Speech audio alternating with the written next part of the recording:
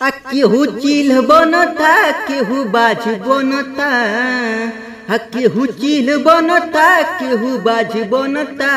कौन यूपी के आगे रंग बाज बनता कौन यूपी के आगे रंग बाज बनता। केहू काल रहुए केहू आज बनता केहू काल रहुए केहू आज बनता। आगे यूपी के आगे रंग बाज बनता आगे यूपी के आगे रंग बाज बनता। रंगदार के आगे करे रंगदारी डर वो करन लागेला। जिला हम कर जन बाबू लफड़ा न फुट जाई कपड़ा बुझले।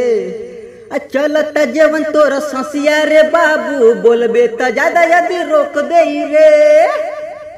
घुसी घरावा में तोरा यदि ठोक दी रे त कवनो न जिला तुके रोक दी रे।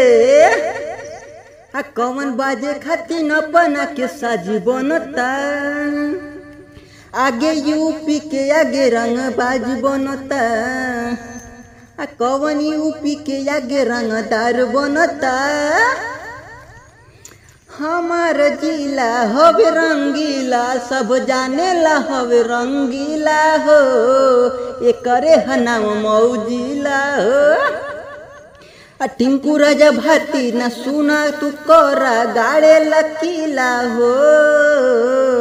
ये करे नाम मौजिला हो ये करे नाम मौजिला हो। टिंकू राजा भाती करे खेला हो कवनो के पीट दी अकेला हो। हमके बड़े बड़े लोग सलाम करता कवन यूपी के आगे रंगदार बनता आगे यूपी के आगे रंग बाज बनता। कौन यूपी के आगे रंगदार बनता। सुन ली जजियत शासन रे ये करे नाम मौजिला रे केहू के कदेला ढीला रे।